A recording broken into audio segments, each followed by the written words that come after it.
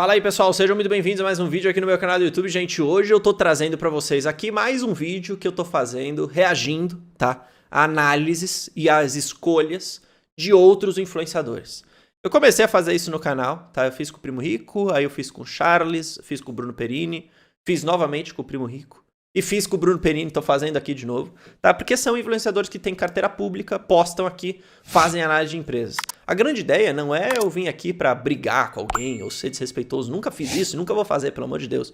A ideia aqui é eu ouvir a análise de uma outra pessoa, que faz vídeos assim como eu, e eu opinar, concordando ou às vezes discordando, como já fiz, como não concordei com algumas ações do Primo Rico, como concordei com outras, como concordei com o Bruno Perini em algumas já no passado, como não concordei. Então essa é a ideia. Por quê? Porque eu acho que quanto mais informação você tem, melhor você acaba investindo. O pessoal gostou desse tipo de vídeo, por isso que eu continuei fazendo, tá?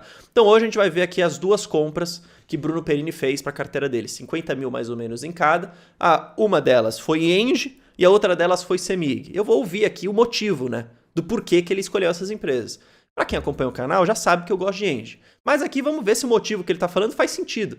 E aí já, de novo, a gente vai ver depois ali o preço que ele pagou, para ver também se faz sentido, tá? Então fica até o final desse vídeo, eu tenho certeza que você vai gostar e quero te convidar para você fazer parte da comunidade de membros aqui do canal. A comunidade é muito rica, gente. A gente fala todos os dias sobre empresas, troca opinião, o pessoal pergunta, dá ideia, fala de compra, fala de momentos de oportunidade, tudo isso no Telegram em tempo real, fora as lives que você tem aqui exclusivas, os vídeos também no canal. Porra, é menos de R$1 por dia.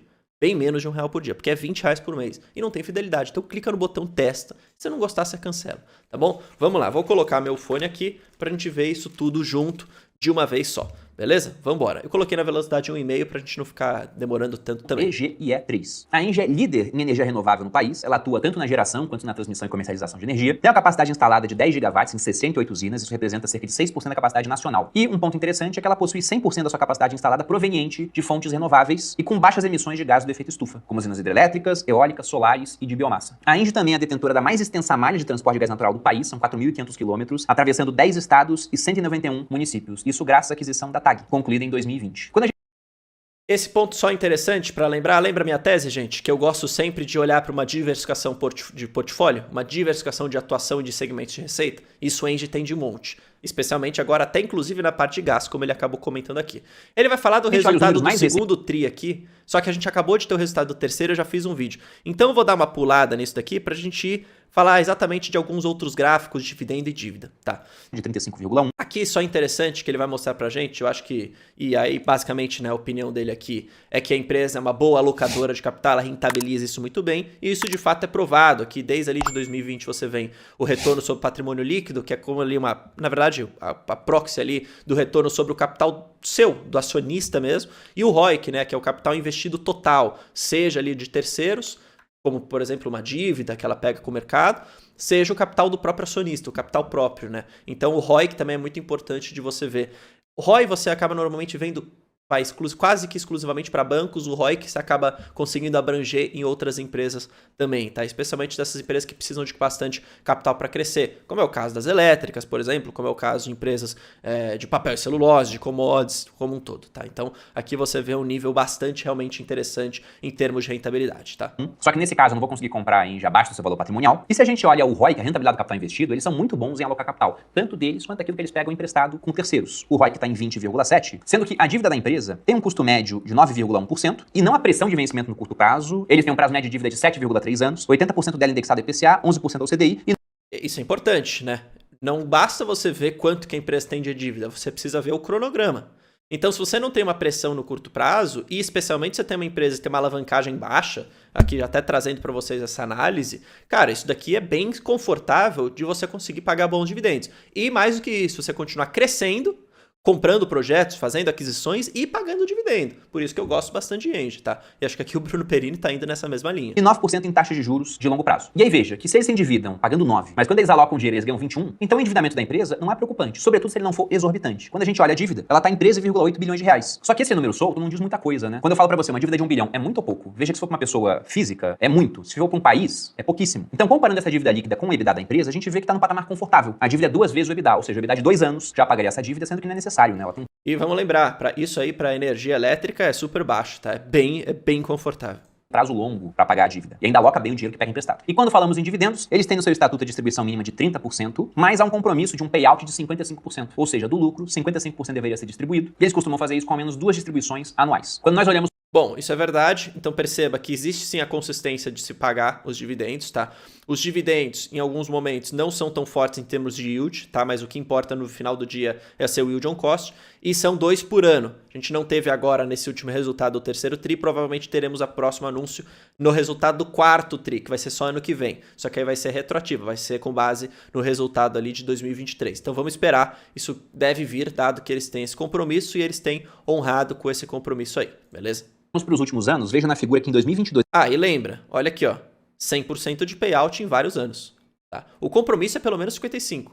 Até agora, em 2023, eles pagaram 55% já. Falta um anúncio, talvez acabe subindo, inclusive, mais isso daqui, a depender, né, óbvio, da estratégia da empresa. Eles conseguiram distribuir um dividendo de 8,1%, foram R$ 3,32 por ação, e esse ano já distribuíram 94 centavos e estão com um dividendo, considerando apenas o primeiro semestre, de 2,3%. O que pode indicar que vem mais um dividendo gordo pela frente se eles quiserem manter essa média. 2022 foi mais de 8%, mas 2021 foi 6%, 2020, o ano da pandemia, foi quase 6%. Então é uma empresa que ela costuma pagar bons dividendos. Sendo que eles não aumentam mais esse payout, levando ele lá para cima, para 70%, 80%, como algumas empresas fazem, porque estão continuamente investindo em aumento da capacidade de geração. Veja que é uma matéria falando que isso é verdade, mas como eu falei, existe o espaço para ele conseguir pagar dividendo e continuar investindo, dado uma geração de caixa forte e uma alavancagem baixa, bem controlada. Tá? Comprou usinas solares da Atlas por 3,24 bilhões. Segundo a própria empresa, com a compra haverá um incremento de R$ 364 por megawatt gerado, valor que é 2,6 vezes maior que o valor praticado no mercado, mostrando que de fato eles são bons em investir capital. Passando rapidamente aqui nos indicadores.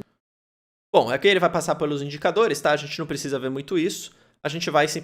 Eu vou me preocupar depois em falar para vocês aqui sobre a cotação, tá? Sobre o preço, a gente vai ver qual que é o preço que ele acabou comprando. Vamos aqui para a parte da CEMIG, tá? Para a gente ouvir um pouco da justificativa dele, do porquê que ele gosta em Minas Gerais. Ela é uma das principais concessionárias de energia elétrica do Brasil, atua principalmente na parte de geração, embora também tenha transmissão e distribuição dentro da empresa. E na parte de geração, a CEMIG ela tem uma série de hidrelétricas que são a espinha dorsal do seu sistema de geração, mas também está investindo na parte eólica e solar. A empresa hoje é conhecida por ter um dos parques geradores mais diversificados do Brasil. Além disso, quando a gente pensa em transmissão, que é uma parte que me interessa também, eles têm uma linha muito extensa, principalmente em Minas Gerais, mas que se conecta com outros estados, o que coloca a CEMIG como um player muito relevante na manutenção do sistema elétrico nacional. E com distribuição, eles atendem 774 municípios, com mais de 9... que é uma empresa híbrida, né, que acaba fazendo tudo, desde a parte de geração, transição e distribuição. Isso é bom, tá? Isso é bom porque, de novo, é aquela questão diversificação do portfólio. Óbvio que, às vezes, eu tenho, pessoalmente, um gosto maior por transmissoras puras, porque isso traz mais previsibilidade e menos risco. Você tem mais risco em geração, por exemplo, crise hídrica. Você tem mais risco em distribuição, dado que você tem, depender da área de concessão, uma necessidade de investimento massiva por muito e muito tempo. Né? Veja o que aconteceu no caso da Light, por exemplo, tá no Rio de Janeiro.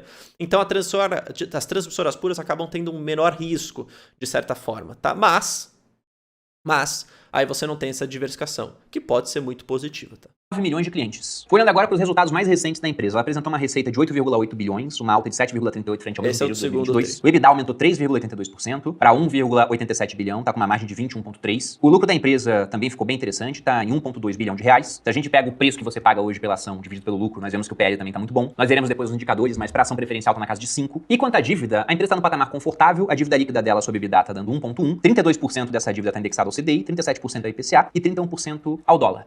Vamos lembrar, né, que essa dívida atrelada ao CDI, ela deve ter um custo menor, né, à medida que a gente começa a ver a queda de juros, tá? Não vai ser uma queda tão expressiva, assim, para o ano, nem para o ano que vem, isso já está meio no preço, mas vai ter uma queda. Acho que essa é que é a grande verdade. Então isso acaba dando uma aliviada também. Uma dívida pequena, mas o prazo de pagamento dela é de menos da metade comparado à Engie. O prazo médio é de 2,9 anos. Mas como nós veremos no indicador... É um prazo mais curto, tá? Engie tem um prazo ali de basicamente 7 anos e meio, de dívida, aqui você tem um prazo um pouco mais curto, quase que uma dívida mais de curto prazo. Mais adiante, não é um número que assusta, porque eles têm recurso para pagar esses vencimentos das dívidas. Então não precisam se apressar para emitir mais dívida, por exemplo, vender ativos, nada disso. Quanto à distribuição de proventos, que é o que interessa para muita gente que investe no setor elétrico, eles têm uma política de distribuição que visa entregar 50% do payout, ou seja, do que teve de lucro, 50% será distribuído como proventos. Se a gente pega o yield de 2000... Essa política é basicamente todas as empresas, tá? Até Taesa tem 50% de payout, só que eles acabam pagando sempre 100% historicamente. Então pode ser que caia, então não é um problema. A política clara de 50% é muito boa, tá? O yield foi bom, se você olhar 2021, 2022, não foi ruim, foi muito bom, inclusive, tá? E aí é só uma questão de você entender onde você quer alocar seu capital, em qual empresa, lembrando que seu dinheiro é finito, tá?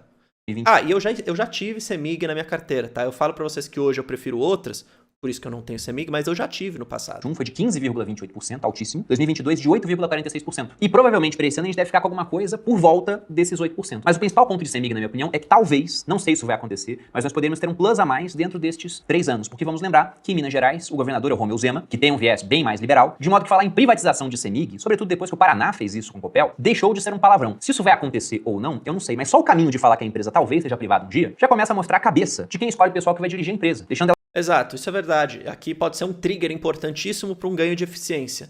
E se a gente tem uma empresa hoje que já é uma boa pagadora de dividendos, se for pensar sendo estatal, o que a gente, pelo menos essa é a tese, né, do mercado, pode estar totalmente errado, mas essa é a tese, é que os dividendos possam melhorar dado o ganho de eficiência da empresa, caso seja realmente privatizada, tá bom? Ela é mais voltada para o mercado. E se isso chegar a ser anunciado, mesmo antes de concretizado, já tem poder para mexer com os múltiplos da empresa, fazendo com que ela seja negociada a preços mais altos em comparação aos atuais. Mas isso seria um... Portanto, você tem que comprar se você acredita que vai sair a privatização antes dela se concretizar, senão você vai acabar pagando mais caro. Plus, porque ainda que isso não aconteça, CEMIG tá muito barata. E aí, olhando alguns indicadores da ação, aqui eu tô olhando CEMIG 4, que é a ação mais líquida, diferente de... É, muito barata, assim, não sei se dá pra falar que tá muito barata. Muito barato tá a Eletrobras, por exemplo, que tá negociando abaixo do preço do patrimônio, a 0,7 vezes. A CEMIG tá acima, tá? Só que se você for comparar com outras empresas, por exemplo, comparar com Engie negocia 3 vezes o preço-valor patrimonial. Aí sim, essa comparação tá barata. É muito difícil de falar, pô, essa questão de tá barato ou não. Eu gosto de olhar sempre essa perspectiva do preço-teto, tá?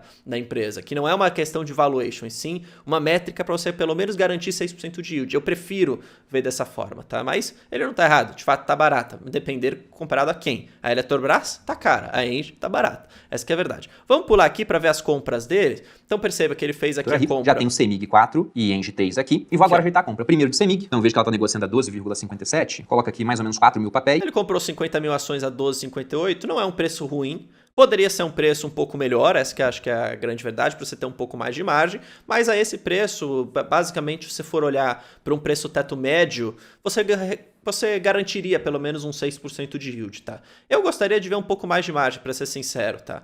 Até porque eu tenho essa preferência por outras empresas na carteira, por isso que eu não tenho mais CEMIG, mas não deixa de ser uma empresa boa, acho que essa que é a grande verdade. Tem muita gente querendo comprar. E tem esse trigger da privatização.